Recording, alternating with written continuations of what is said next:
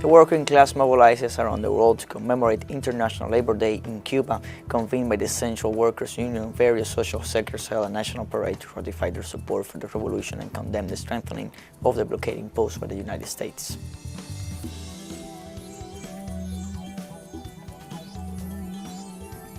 Russia rescued 80 civilians held by Ukrainian nationalists in Mariupol's Azovstal steel plant.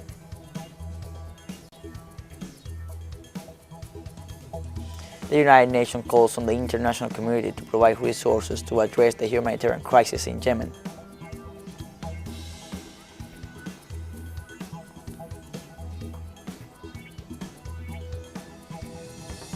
Hello, welcome to From the South. I'm Luis Alberto Matos from the teleSUR studios in Havana, Cuba.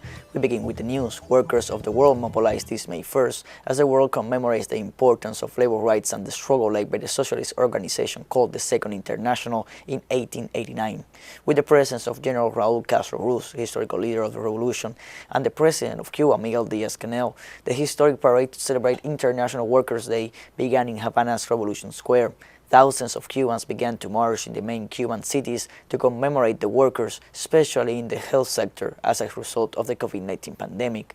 From the early hours of this Sunday, workers' unions around the world demand greater employment opportunities and decent working conditions. Human rights organizations also demand federal labor contracts for women and combat child labor.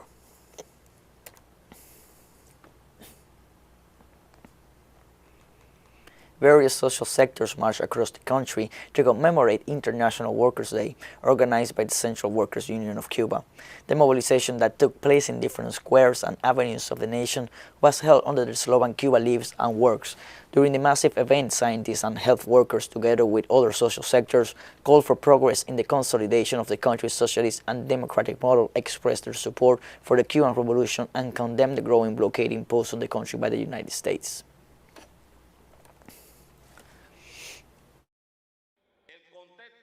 The international context in which we develop the proletariat celebration is complex and challenging. Hostility is growing, and the economic, commercial, and financial blockade imposed to us by the government of the United States is intensifying to the extent that is the main obstacle to our development program, together with a pandemic that maintains negative impacts in the economic, social, and labor fields, with the loss of millions of lives, the precariousness or total closure of jobs at the expense of social benefits, all this influencing the shortage of goods, the retail trade, and the increase of inflation. In Bolivia, citizens mobilized this Sunday as part of the International Labor Day. During the events, as every year, the demonstrators rendered tribute to the martyrs of Chicago, condemned to the hanging for the struggle of an 8-hour working day. They started with a march from the Avenue 6 of August of Oruro in the monument to Hacha Flores, a route that passed through the main streets of the capital of Oruro, and ended at the Civic Avenue. The acts were accompanied by the heads of state Luis Arce and David Choquehuanca. In a speech during the day, the Bolivian president informed about a series of measures to be implemented on the labor environment, including a 3% increase of salary to the basic salary and a 4% increase to the national minimum wage.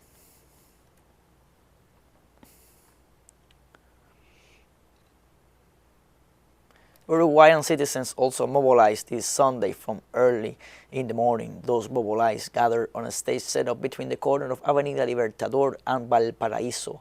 One of the first and main speakers was Trade Union Secretary General Elvia Pereira, who during her speech highlighted the work carried out by the workers in their respective occupations.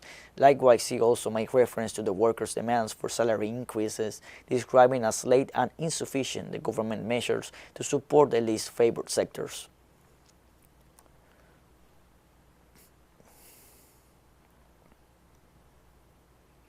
In the Brazilian state of Minas Gerais, workers mobilized in commemoration of Labor Day to demonstrate their rejection of the government of Jair Bolsonaro.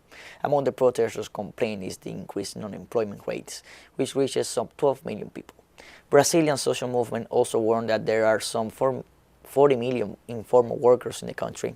They also claim that hunger is increasing in the nation. According to the demonstrators, the government of Jair Bolsonaro will come to an end on October 2nd after holding general elections. In other regions of the country, events are being held for Labor Day and in rejection of President Bolsonaro.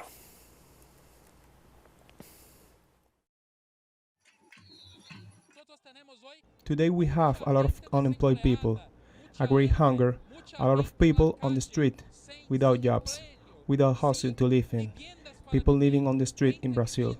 That's bad. And food prices are sky high. Sky high, yes. It is an immense inflation generated by Bolsonaro's government and his management. Management Joy Liberation in Brazil, and we're fighting against that. In 2023, we are going to return to Brazil the way of the future, the way of Latin America, the way of the future of workers. In Spain, the leaders of the main labor unions highlighted the most recent labor victories while demanding more rights for workers on the International Labor Day. Around 50,000 people paraded and then gathered in the renowned Gran Via in the vicinity of Plaza España as part of the events to celebrate International Labor Day. During the event, the head of the Workers' Commission, Unai Sordo, and the leader of the General Union of Workers, Pepe Alvarez, said they regretted that the employers were concerned about safeguarding their company's profits without taking into account the preservation of workers' wages when inflation is soaring. In this sense, they stressed the importance of raising wages and controlling prices to guarantee equality.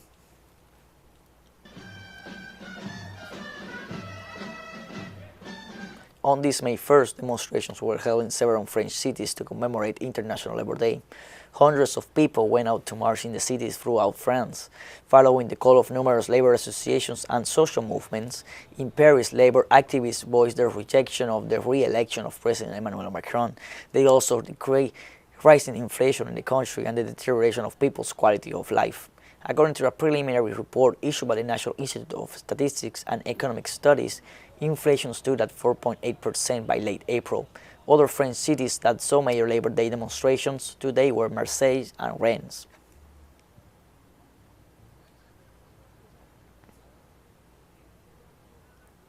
Italian trade unions were also on the streets this May 1st to celebrate International Workers' Day. The guilds were asking for labor improvement. Trade unionists claim that since 2018 there are 20 million people on fixed-term or precarious labor contracts and only 4 million people on indefinite contracts.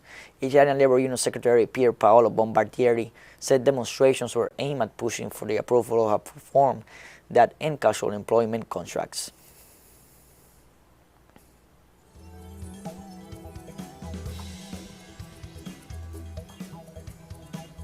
We are taking a short break. Join us again after this.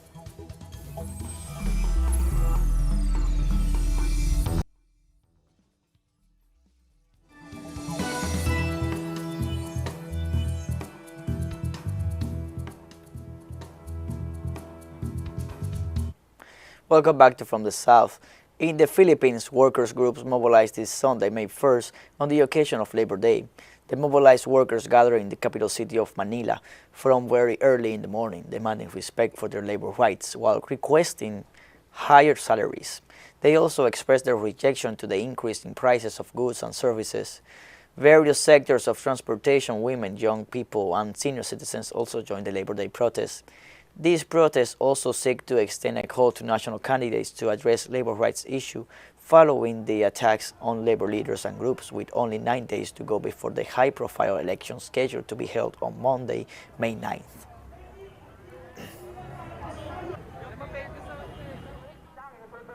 Meanwhile, in Thailand, thousands of workers also mobilized this Sunday to commemorate the International Labor Day. Social and labor sectors of the country are demanding an improvement in wages and living conditions. They also denounced the lack of labor protection shown after the COVID-19 pandemic.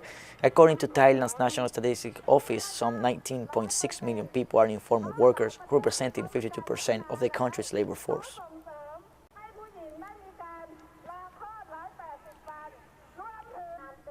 Colombia reports the assassination of a well-known social leader in the department of Cauca. The member of the Regional Indigenous Council of Cauca, Yesid Caña, was murdered this Saturday at midnight after armed men entered the reserve of La Guada in a rural area of the Caldono municipality. The crime sparked indignation among the indigenous people settled in this region due to the high esteem in which Caña was held among the communities for his contribution to the conservation of culture and art. According to an in-the-past report with Yesid Caña, 61 social leaders have been murdered in the country since the beginning of 2022.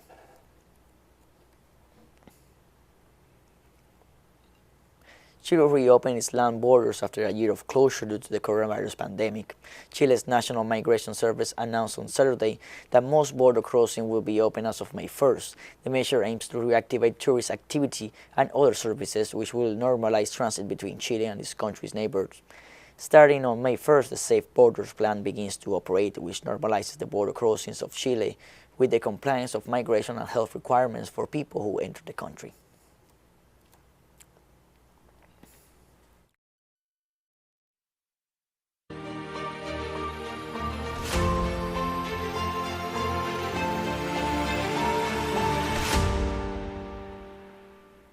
Russia managed to rescue 80 civilians held by Ukrainian nationalists on the grounds of the Azovstal steel plant located in the city of Mariupol. Russian officials said the Russian army and the militia of the Donetsk People's Republic opened a humanitarian corridor and implemented a ceasefire for the safe evacuation of civilians from the site. The officials said that all rescued civilians were taken to a town of Bezimenogi in the Donetsk Republic, where they were given shelter, food and medical care, whereas those civilians wishing to travel to the Kiev-controlled territories were handed over to representatives of the United Nations and of the International Committee of the Red Cross.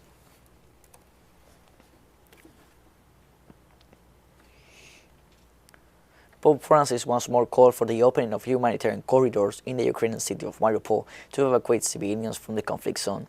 This Sunday during Mass in St. Peter's Square and after reflecting on the Gospel, the Pope made an appeal to attend to the humanitarian situation in Ukraine. Also, Pope Francis recalled that the elderly and children are suffering in the midst of the conflict between Moscow and Kiev, being expelled from the territories. He also thanked the reporters for their work in bringing information about the armed conflicts. Regarding the Azovstal steel plant, the Pope called for the evacuation of the people trapped in the city.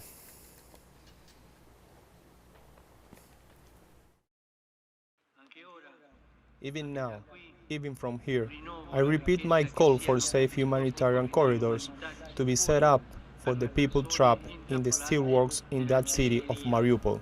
The Speaker of the U.S. House of Representatives, Nancy Pelosi, arrived in Kiev, the capital of Ukraine, in the company of congressional delegation.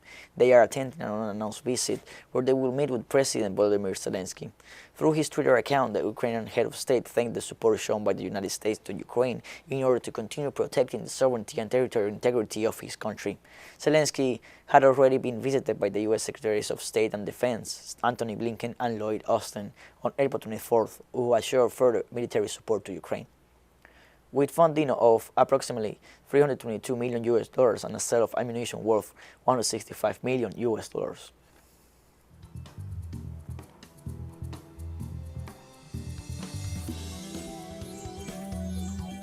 We have more news coming up after a financial break, so don't go away.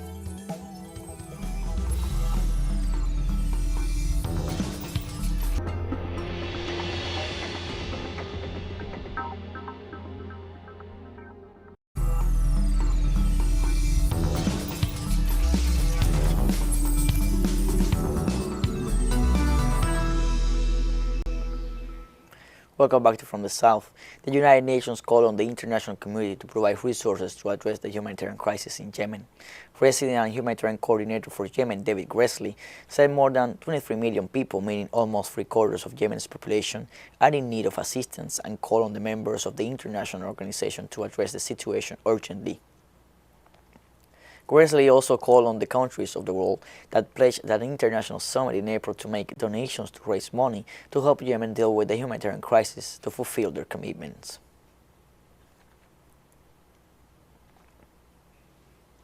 Worshippers gather at Bamako's Grand Mosque for the Korité, also known as Eid al-Fitr, the festival that marks the end of Ramadan.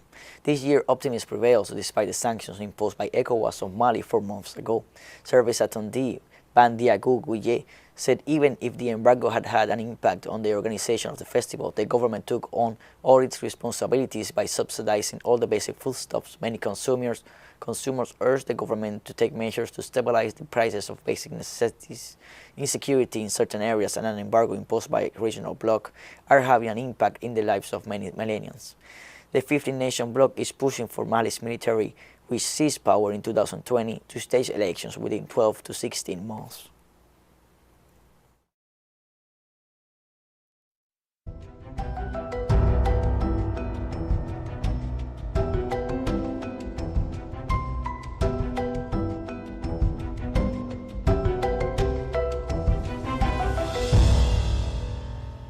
The Emergency Operations Center of the Dominican Republic reported on Saturday that other 8 provinces have been added to rainfall alert. According to the Operations Center, the provinces that are on alert for rain and classified in yellow are El Ceibo, Monte Plata, Hato Mayor, and San Pedro de Macorís. Those classified in green are La Romana, La Altagracia, El Gran Santo Domingo, San Cristobal, Samana, Sánchez Ramírez, and María Trinidad Sánchez. The Operations Center warned that in the next few hours there could be heavy rains with thunderstorms and wind bursts as a result of a storm surge over Puerto Rico.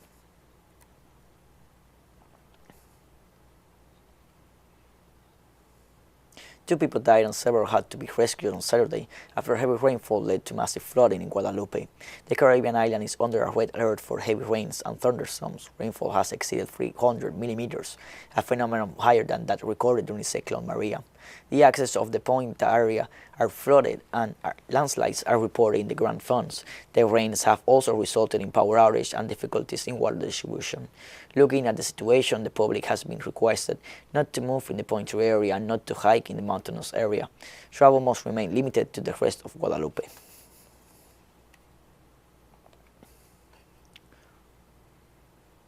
Aid workers cannot reach out to displaced people in flood-hit areas in Uganda, as some roads and bridges have been washed off in the eastern and northeastern parts of the country due to flash floods following heavy rains, with hectares of farmland and homestead destroyed.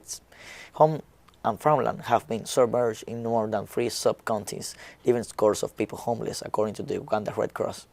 Local government has relocated people to safer ground previously, but some remain higher up in the mountains because of the fertile soil. Families are in urgent need of assistance, according to the organization. Currently, people are camped in schools and churches as disaster response teams assess the extent of damage and needs. The Meteorological Department warns that ongoing heavy rains will continue to the end of May.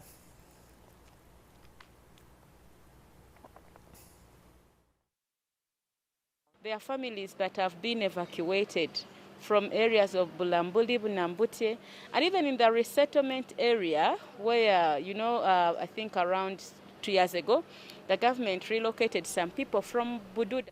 On Saturday, May 30th, Cuban diplomat and politician Ricardo Alarcón passed away close to his 85th birthday. The news was announced by his relative to local media on Saturday morning. However, they have not yet revealed the causes of his death. The renowned diplomat, who also worked as a writer and a politician, was born in Havana in 1937. He was involved in the revolutionary struggle from an early age, being elected in 1959 as president of the Federation of University Students. He also held other political positions such as foreign minister until 1993, when he was elected president of the National Assembly of the People's Power. Alarcón is remembered in Cuba for having brokered negotiations with the United States, specifically in the migratory agreements between the two countries.